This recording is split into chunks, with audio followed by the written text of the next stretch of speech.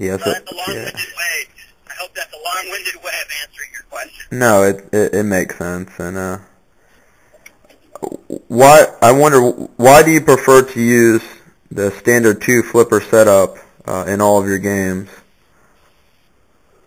I did a third flipper. My very first game, I had in Corvette, I had 3 flippers. Right. Forgot that one. I do favor what we call the Italian bottom.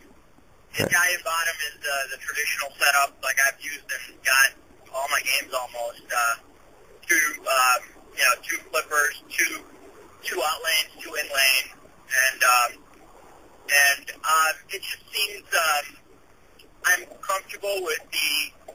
I know what the ball is going to do when it comes off the flippers, and it's easy for me to place toys and targets and shots Right. and arrangement. It's also an area that it takes so much work to alter that area and make it feel good. And it always seems to me like I would rather spend that time at working on something at the top of the playfield than working on something that is kind of a known quantity. Right. Guys, designers like John Borg and Pat Lawler, actually Pat Lawler sort of kicked off that whole, offset bottom thing. I think he shouldn't say kicked off because it was done before him, but he focused a lot on it. And now to the last, and now John Borg has adopted it. It's kind of become one of his signature things. And it does create some additional play elements at the bottom, but it also brings with it some problems. And I would just rather work. We have a finite amount of time to design these games, and I would just rather put that time into designing something on a toy or a new ramp or something like that, a new shot arrangement, as opposed to kind of dialing that in. It feels like, and maybe for those guys, like probably for John, John Borg is probably second nature by now because he's done a few of them back to back. And he's got that dialed in. And for Pat Lawler, I'm sure it was second nature. But for me, to go to that bottom would require a certain amount of learning, and I guess I've made the trade-off isn't worth it to me right now. Right, it takes time and energy from what you're best at, so. Yeah. And so I just kind of think I just as soon work on something else. Okay. Do you listen to music while you're designing a game? I do. Yeah, absolutely. I think that games become. What's interesting about games is that they, as much of it's an experience for you guys to play them, and I have to tell you that one of the most delightful things to me is the experience of designing them.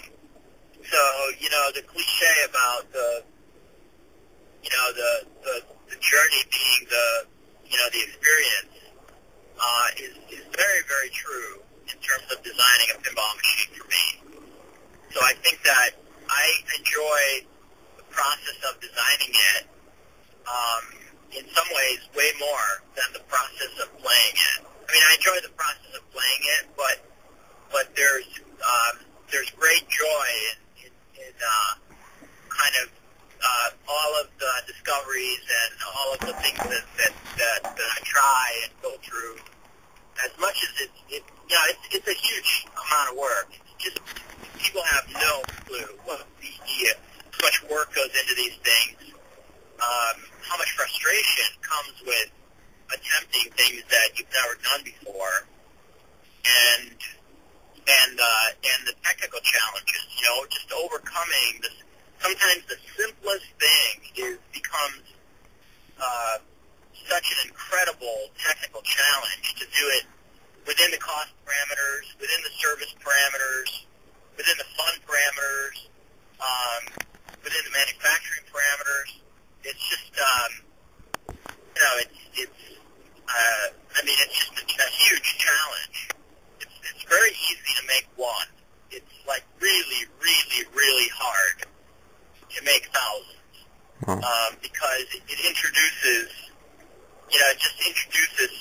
many elements of repeatability that have to occur given all of the production and manufacturing tolerances of literally hundreds of materials and hundreds of items that have to come together and work in concert, and they have to do it reliably and repeatably from this game to that game. You know, somebody said to me, you know, it's like I bring up a whitewood. I can work on a whitewood for a month and a half, especially one of the whitewoods that is towards the end of my project, and that game can be perfect. That game can be perfect because I can tweak every single part. I can sit there with needle nose pliers. I can bend every wire form. I can do whatever it takes to make that game play perfectly. And but it's a much greater challenge to make a loose box of parts assembled by an assembly line do what I did by hand on one game, and they have to do it repeatably. Right. Huge challenge.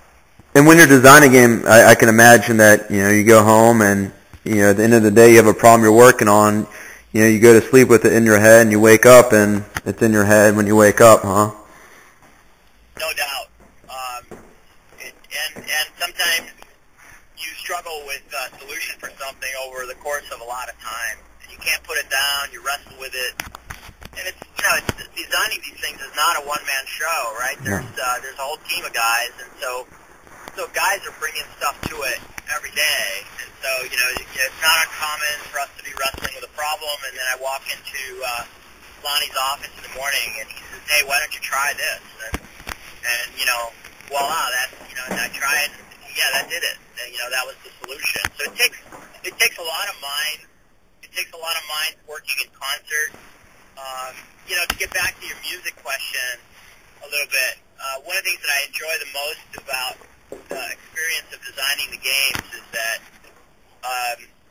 when I'm done with a game, and I don't usually, like, you know, at some point in time I stop playing the game, and right now I'm playing a lot because I'm testing games. I randomly go out to the assembly line every day at any given hour, and I just pick a bunch of games and I play test a bunch of games, and I talk to the assembly line. It's kind of a random QA technique that works pretty well for us because I'm the toughest critic on the stuff, right? And so I'm way harder than the guys at the end of the assembly line that QA the games, you know, routinely, because they don't know the things I know in terms of they're not as intimately familiar with the game, and so they can't say the same things they can't look at the same, they don't know where to look for certain things, and I do, so it's good for me to go out there from time to time, and I always teach them, you know, or try to teach them things that, you know, try this or try that, or look for this, you know, keep your eye out on this, because this seems to be varying a little bit. But when I come back to my games after I haven't played them for a while, the experience of playing my game takes me back, just like a piece of music, to a certain time in my life when I was designing that game. And all the things that were going on in my life at that particular moment in time, they vividly come back to me, just like if I was listening to a piece of music that you associate with a certain girlfriend or a certain event in your life. And so it's kind of it's a fun and interesting thing. In some cases, it's very introspective. You know, it's very it makes you think about all the problems that you were wrestling with in your day to day at that particular year. You know, I can play a Johnny Mnemonic, and I can tell you, who I was dating, and you know, I can tell you whatever issues were happening in my life and what was going on and what I was driving and what I was wearing and, you know, what restaurants I was eating at. It's a journey back in time. Oh. Well, what are some of your favorite bands of all time that you listen to while designing a game? Well, I gotta tell you, I have really eclectic musical taste. Meaning I don't particularly like listen to all kinds of things. And so, you know, I mean, I have, like, really, I mean, I can tell you that, you know, in kind of in my, you know, I'm trying to think here what was on my playlist, like, during, you know, during Transformers, and, you know, I was listening to, you know, I was listening to all kinds of things. I was listening to, let's see,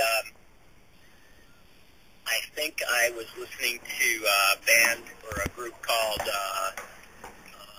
here I'm looking, I'm trying to refresh my memory here of what was on my playlist by opening up playlist from that time frame. I was listening to a little bit of Morchiba. Nice. I was listening to Bajo Fondo, some Coldplay, listened to Williams. I had, let's see what else I had in here. I had some Adele. I've been listening to a lot of her lately. Adriana Varela, a little bit of some Annie Lennox, Arcade Fire, Agostana, Bajo Fondo Tango Club. I think I mentioned them before. I mean, I'm just kind of all over the place. Bliss. So, I mean, it really is kind of, you know, has a lot to do with what I'm feeling, you know. Right. Okay. And if you could choose any band to make a pinball machine about, who would you? Wow, that's a good question. That is a really good question. Me personally, I think there's a Pinball Machine in ZZ Top. You know, I think there's something that, you know, something really fun about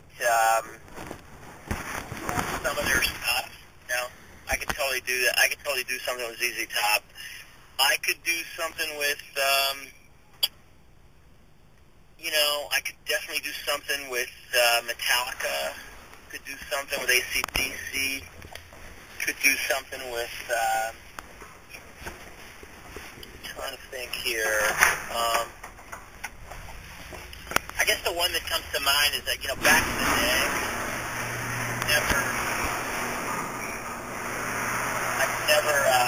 I could never convince anybody, but I really wanted to do a ZZ Top game. I thought that could be pretty cool. Well, we got LaGrange and High Speed 2, The Getaway, and it's a good driving song. And playing a pinball machine, you're kind of driving the ball every which way. And I thought you know, Steve did excellent with that. And then they turn on industrial music when you get further in the game, but it really works to me. One second. And what games do you currently own in your collection, in your personal collection? I have everything I've done, plus the original Steve Ritchie T2. And then I have Medieval Madness, and I have, what else? I have Medieval and T2 are the only games of mine that are not mine that I have. Then I have all my games. And from what I hear, you really like your Terminator 2. Yeah, I liked it a lot. I played it. You know, it was a pinball machine. I was designing novelty games at the time, and I happened to be in an arcade. And this was before I designed pinball machines, and they put a Terminator game at the arcade where I was testing one of my novels. And so, yeah, I totally liked that game. I thought Stephen Dwight did a great. Yeah, that right now is my dad's favorite game. I bought that for him, and he put that in his garage around April. And so, who is your favorite designer of all time? Well, surprisingly, I've just rediscovered, John Papaduke. And I went to, when I was out in California for one of the pinball shows, and they had a great representation of some of his games, and I started playing some of his games. And I really love his playfield. I'm really liking his playfields right now. But I would say all time, I guess it would have to be, it's a really, really tough question. I would guess I definitely gravitate towards Steve Ritchie's games. I love Star Trek, and I love Terminator, and I like High Speed a lot. The original Black Knight was a game that when I first got out of college, I was playing a lot. Right. So I would say all-time favorite would have to be Steve. But currently I'm on a John Papaduke, discovery quest in terms of his games. It's kind of, those games were going on around, but I was so focused on stuff I was designing that I wasn't paying a lot of attention. Like when they came out, like when he was designing those games? Yeah, because we were both there at the same time, and so, he was designing games, he did World Cup while I was doing Corvette. He did Pure Magic when I did Johnny Mnemonic. He did Arabian when I was doing Fast Break. And he did, I think he did Circus Voltaire when I was doing Monster Bash.